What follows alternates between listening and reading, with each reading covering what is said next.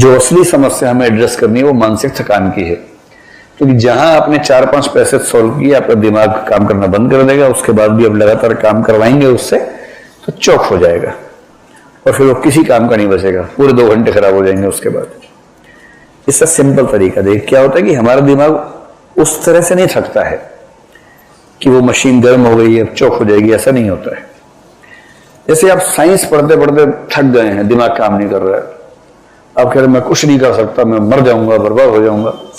ठीक उसी समय किसी ने एक बढ़िया सा गाना चला दिया या गजल चला दिया, अपने गजल के लफ्जों पर ध्यान दिया और आपको लगा हा क्या जिंदगी है। आपने कान में वो लगा लिए, ईयरफोन बोलते हैं, ईयरफोन लगा लिया कान में और बड़े रिदमिक साउंड आ रही है, गजल की पंक्तियां सुंदर सुंदर है, मजा आ रहा है, आपको लग रहा है आपके जीवन का इतिहास गजल के रूप में बताया जा रहा है आपको, और आप मस्त हो जाते हैं। और मजे की बात है कि गजल में जो कहा जा रहा है उसके शब्द के अर्थ की प्रोसेसिंग आपका दिमाग ही कर रहा है। वही दिमाग जो इतना थक गया था कि किसी काम का बचा नहीं था, और वही दिमाग न केवल प्रोसेसिंग कर रहा है बल्कि बहुत तरोताजा हो गया है।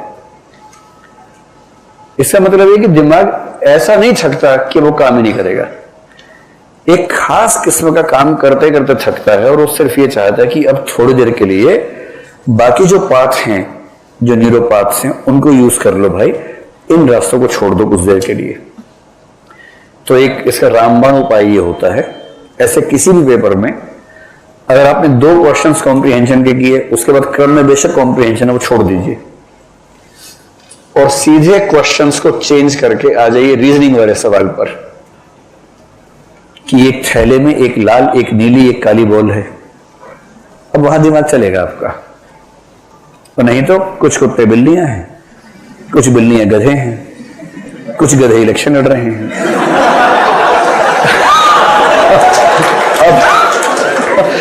और इलेक्शन लड़ने वाले कुछ हंस भी हैं। तो बताइए सभी हंस गधे हैं या कुछ गधे कौवे हैं?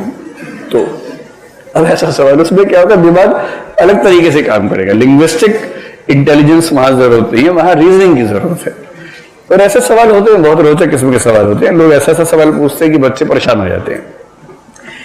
रीजनिंग समझाते हुए, इंटेलिजेंस समझाते हुए मैं एक एग्जांपल बच्चों को देता हूं कई बार कि एक बार एक टीचर ने क्लास में पूछा कि बच्चों ये बताओ, मेरे पिताजी को सफेद कपड़े पहनना पसंद है और मेरी माताजी को चावल खाना पसंद है, बताओ मेरी उम्र कितनी है?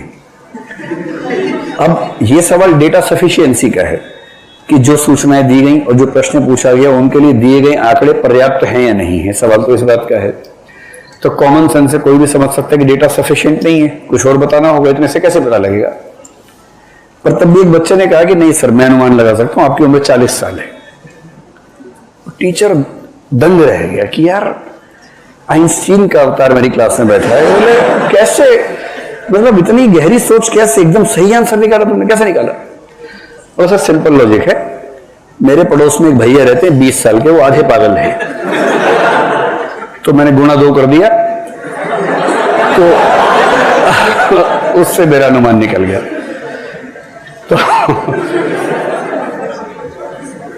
तो क्या होता है कि जब आप प्रश्नों का क्रम बदल बदल के प्रश्न करेंगे तो दिमाग थकेगा नहीं, दिमाग के जो कुछ पाथ ब्लॉक हो गए बाकी जो पाथ हैं वो खुले रहेंगे।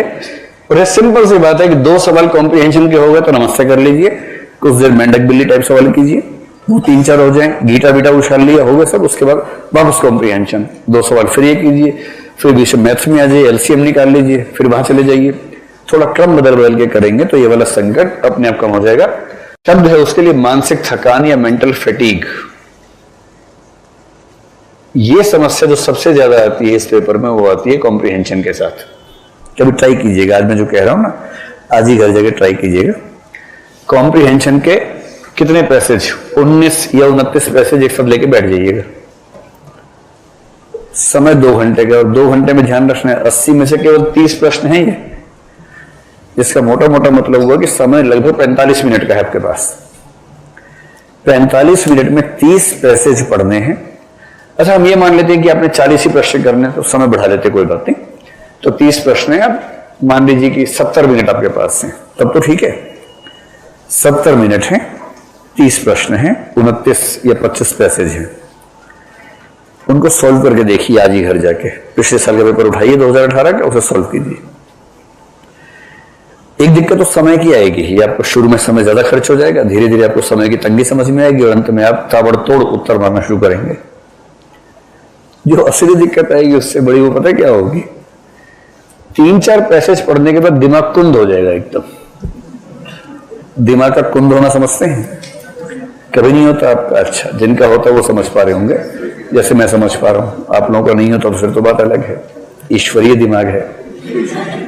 कभी ऐसा लगता है कि दिमाग काम नहीं कर रहा है, कि पढ़ रहे हैं और लग रहा है कि कुछ काम नहीं कर रहा, और किताब बंद करो और फिर जाके नल के नीचे मुंह रखा अपना, थोड़ी देर सिर पूरा भिगाया, मुंह पे पिचकारी मारी 3-4 बार, फिर पहुंचा, उसके बाद आए, एक कड़क सी कॉफी पी, उससे भी नहीं तो कॉफी गरम गरम डाली अपने ऊपर, और उसके बाद फिर नींद खुलती है ठीक से, और फिर लगता है हाँ सारी क्षमताएं जागृत हो गई, और उसके बाद फिर पढ़ाई करने का मन करता है, दिमाग फ्रेश हो जाता है ना।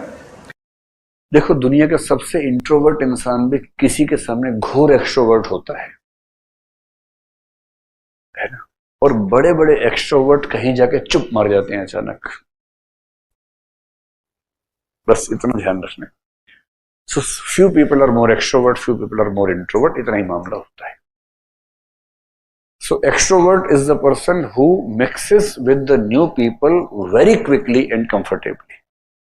नए लोगों के सामने, पुराने के सामने सब एक्सट्रोवर्ट ही होते हैं, कौन सी खास बात।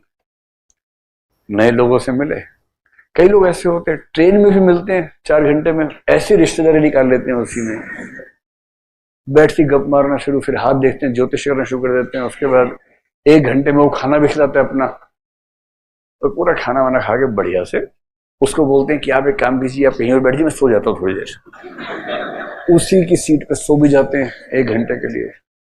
फिर वही आदमी उठाता है, सर आपका सेशन आने वाला है। फिर उठते हैं, हाँ हाँ ठीक है थैंक यू, उतर गए, बिना टिकट आए थे, सारी मौज लेके उतरे हैं।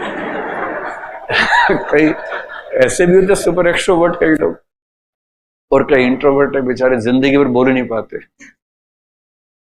कई बार सोचा बोल दूं, और फिर बाद में 25 साल बाद समझे मन के सामने बैठे हुए हैं।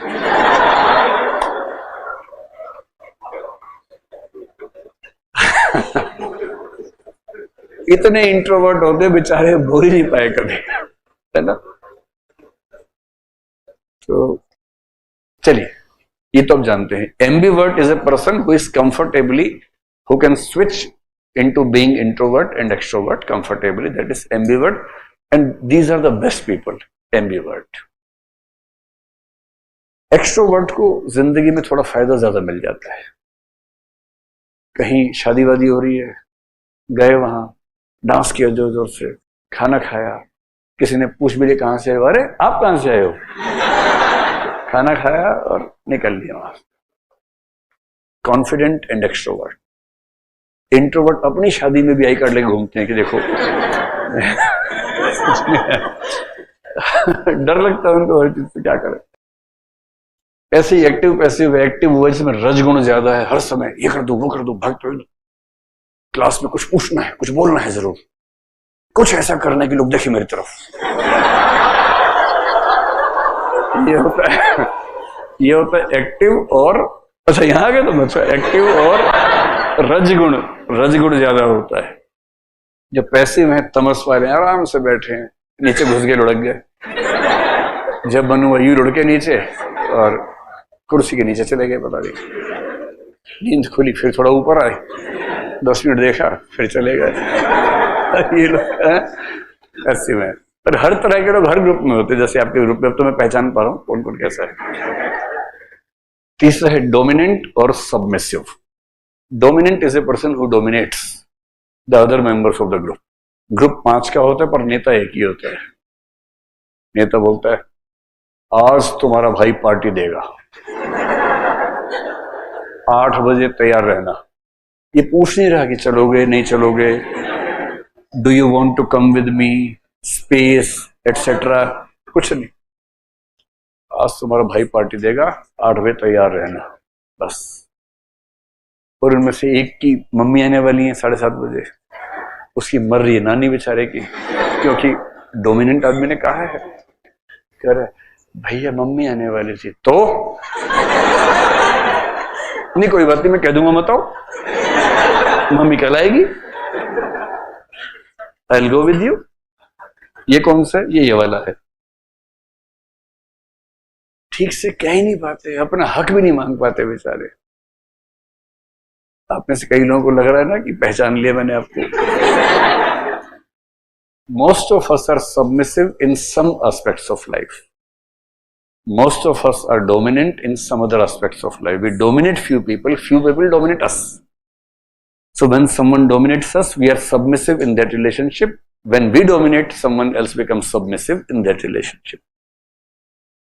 ये वैसे ही है कि आपको किसी ने ऑब्जेक्ट की तरह ट्रीट किया, आपको याद है, पर जिसको आपने किया वो आपको याद नहीं है, वो तो उसको याद है.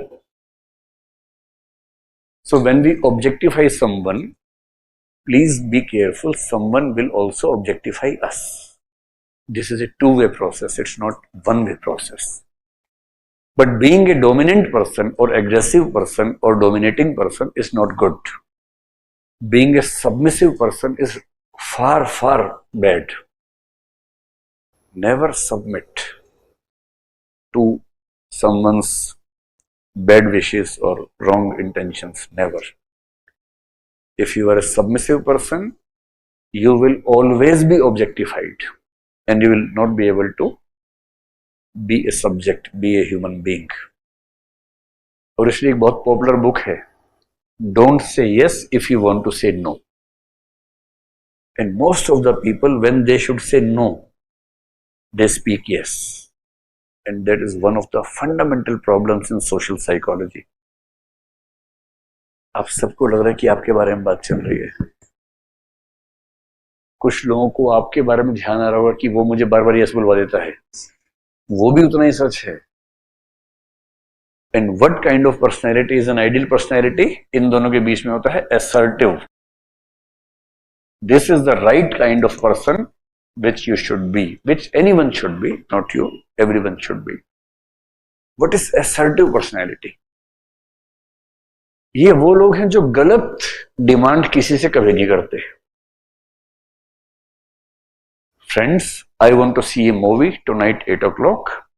Anyone if wishes to come, this is from my side.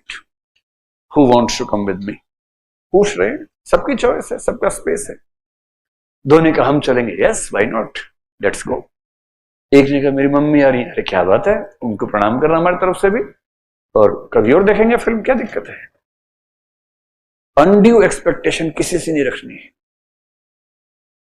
Don't objectify anyone, don't keep any unjustified expectations from anyone. This is first characteristic of assertive people. Second, no one can objectify them. आज तुम्हारा भाई film दिखाएगा, 8 बजे तैयार रहना. एक ने कहा, तीन की नानी मर गई, पर एक असर्टिव आदमी है, तो कह रहा है आज नहीं जा पाऊंगा भाई. तेरी इतनी हिम्मत? हाँ, इसमें हिम्मत क्या चाहिए, नहीं जा पाऊंगा, यार इतनी हिम्मत. तो भाई ने बोल दिया चलना पड़ेगा. अरे भाई के बच्चे से बोल दिया चलना पड़ेगा, बात है भाई का, तू जा, तुझे देखनी फिल्म तो नहीं देखनी मुझे. ये होना चाहिए. किसी बात का धौंस क्यों नहीं चाहिए यार. भाई फिल्म का मन सबका करेगा, जाएंगे, जिसका नहीं करेगा नहीं जाएगा. ये क्या बात हुई? I will never expect something beyond my limitations from anyone, and I will not allow anyone to take me for granted. This balance is known as being assertive. Don't objectify anyone, never be objectified by anyone. This balance is being assertive. आप सबको लग रहा है यही मेरे बारे में बात चल रही है ना? आप सब तो हैं ही, कहने की बात ही नहीं है, ये तो बाकी लोगों को बताने के लिए है. आप तो हैं ही, आपका ये आइडेंटिफिकेशन है, ये वाला. परफेक्ट. चलिए, बाकी जो हैं वो कहलाते हैं सामान्य मानव, और इनके जो कृत्य हैं, सामान्य मानवों के कृत्य, वो 3 प्रकार के हो सकते हैं. ये ऐसा करते, पहले इसके 2 प्रकार करते हैं और फिर उसके कुछ उपभेद करके समझने का प्रयास करेंगे. तो सामान्य मानवों के कृत्य कितने प्रकार के हो सकते हैं, अब मैं उस पे आ रहा हूं। तो कृत्य एक हेडिंग बनाता हूं, और ये कृत्य आपकी समझ के लिए सामान्य मानवों के कृत्य हैं, ठीक है। एक कृत्य हो सकता है ऐच्छिक, जिसको बोलते हैं कॉन्शियस एक्शन या वॉलंटरी एक्शन। वॉलंटरी शब्द ठीक है इसके लिए, वॉलंटरी एक्ट्स, ऐच्छिक कृत्य या स्वैच्छिक कृत्य, आपको जो भी शब्द अच्छा लगे। और दूसरा हो सकता है अनैच्छिक कृत्य।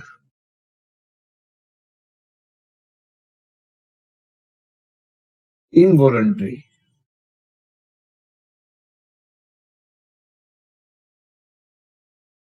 तो सामान्य मानवों द्वारा किए जाने वाले कृत्य दो प्रकार के हैं। कौन कौन से? स्वैच्छिक और अनैच्छिक। अब एक सवाल मन में आ सकता है कि स्वैच्छिक कौन सा माना जाएगा, अनैच्छिक कौन सा माना जाएगा। इसका एक फार्मूला है, वो फार्मूला समझेंगे। फार्मूला ये है कि ऐच्छिक कृत्य वो है जिसको करने के लिए व्यक्ति के पास संकल्प की स्वतंत्रता इस नाम की वस्तु होती है, फ्रीडम ऑफ विल।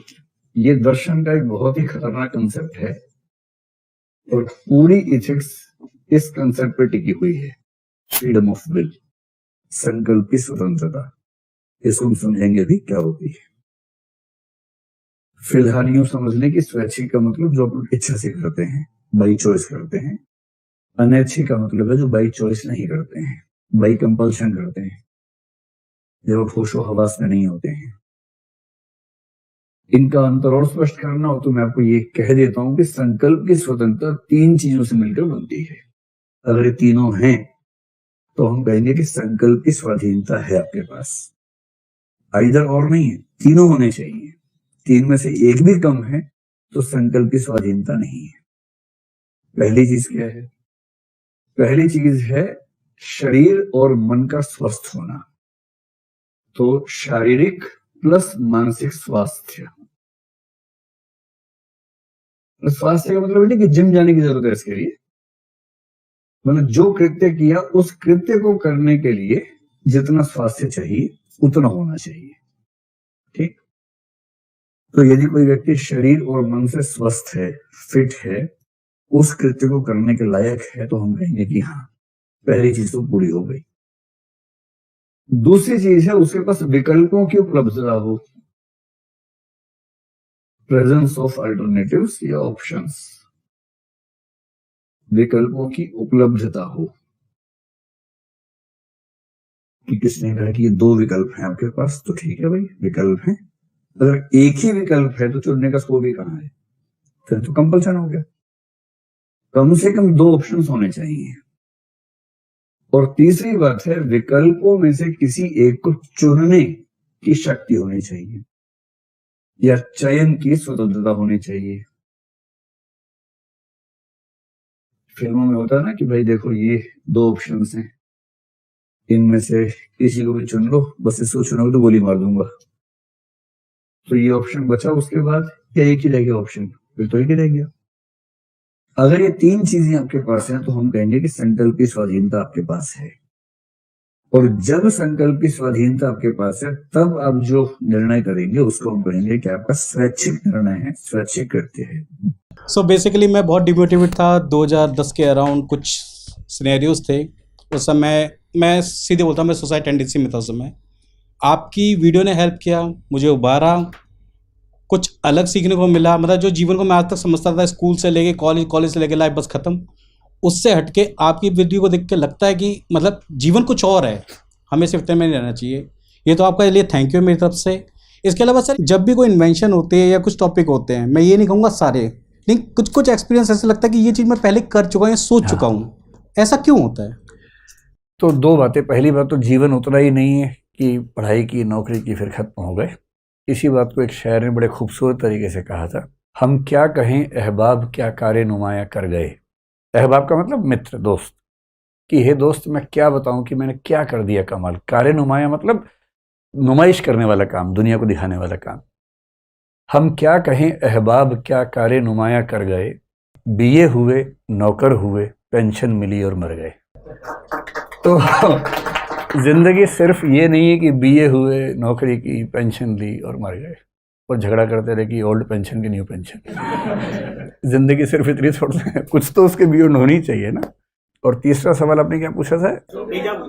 डेजावू। हाँ, ये इसको डेजावू कहते हैं मनोविज्ञान में। डेजावू का मतलब है कुछ होते हुए ये एहसास होना कि ऐसा पहले हो चुका है। कुछ लोग बोलते हैं कि मिस्टिसिज्म का एक लक्षण है। मिस्टिसिज्म क्या होता है, कभी बात करेंगे विस्तार में। मिस्टिसिज्म का बेसिक मतलब है, कुछ लोग बोलते हैं कि हमें ईश्वर का साक्षात एहसास हुआ, वो मिस्टिकल एक्सपीरियंस होता है। इस पर खूब स्टडीज हुई है और मिस्टिकल एक्सपीरियंस का ही एक रूप मानते हैं डेजावू। आप सर्च करना डेजावू क्या होता है, नेट पे आपको पूरा मिलेगा। मेरे सामने कुछ हो रहा है और मुझे अचानक लगे ये सब पहले हो चुका है।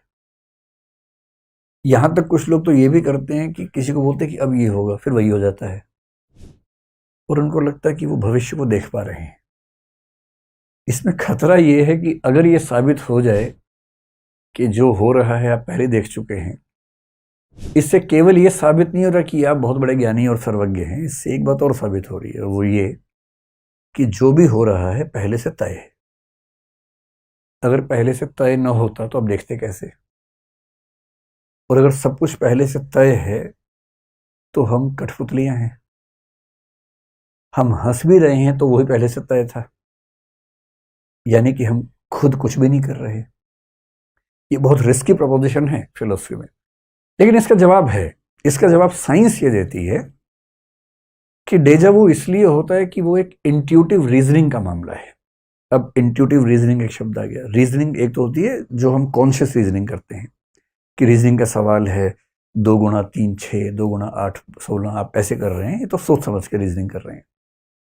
इंट्यूटिव रीजनिंग का मतलब है इंट्यूशन के लेवल पर रीजनिंग हो रही है, और इंट्यूशन में जो होता है वो हमें पता नहीं लगता कैसे हो रहा है वो भी रीजनिंग, पर इंट्यूशन के स्तर पे। और रीजनिंग कैसे है?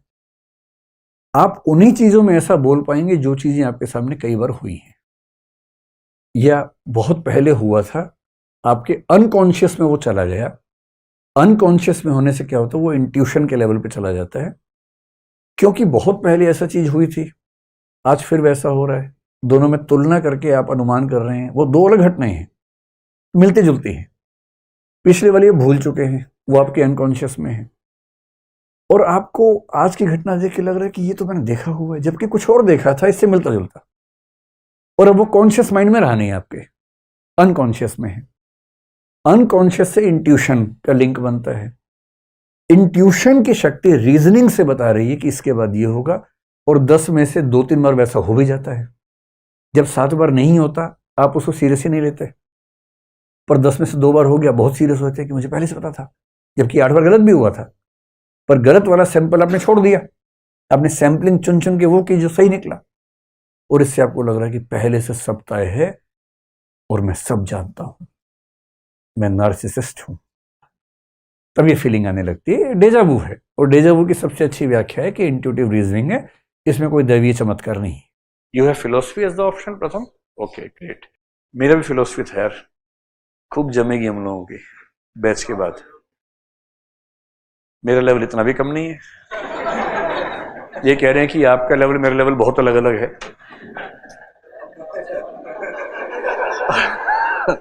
तो मेरा मजाक उड़ा रहा हूं? नहीं, मैं समझ रहा हूँ यार, मैं तो मजाक करने की आदत है मुझे। इतना अंतर नहीं है, मैं ज्यादा अच्छे से दिखा देता हूँ, अंतर है बराबर ही almost. So Descartes was a philosopher in 17th century, और उसने कंसेप्ट दिया था मेथड ऑफ डाउट। आपको पता है साइंस का जो वैल्यू सिस्टम है that is based on method of doubt. अगर साइंटिस्ट बनना है, you have to understand the value of organise scepticism. इसका मतलब क्या होता है? यही मतलब है ऑलमोस्ट। ये कह रहे हैं कि जितनी चीजें बचपन से आपने सुनी हुई हैं और आप मान रहे हैं just because your culture, your family gave all those beliefs to you, keep all the beliefs in bracket, doubt on them. जो जो बिलीफ्स डाउट को आंसर कर पाए ठीक से, उन्हें एक्सेप्ट कर लो। जो डाउट को आंसर ना कर पाए, उन्हें खारिज कर दो। And you have to doubt everything that you have been believing so far. ये बहुत मुश्किल प्रोसेस होता है, But unless you go through this phase, this is a very difficult phase of your life, if you go through this. क्योंकि मैंने झेला है तो मैं इसकी आपको बता पा रहा हूं सिचुएशन क्या होगी. फिलोसफी पढ़ने का बड़ा भारी नुकसान क्या होता है कभी कभी, you really start doubting everything, and that is the crux of philosophy. अगर आप फिलोसफी पढ़ के भी डाउट नहीं कर रहे तो पढ़ी क्यों रहे हो? फिर तो गोलूपन से पढ़ ली फिलोसफी. फिलोसफी पढ़ी और गोलूपन से क्या मतलब वो फिर कोई.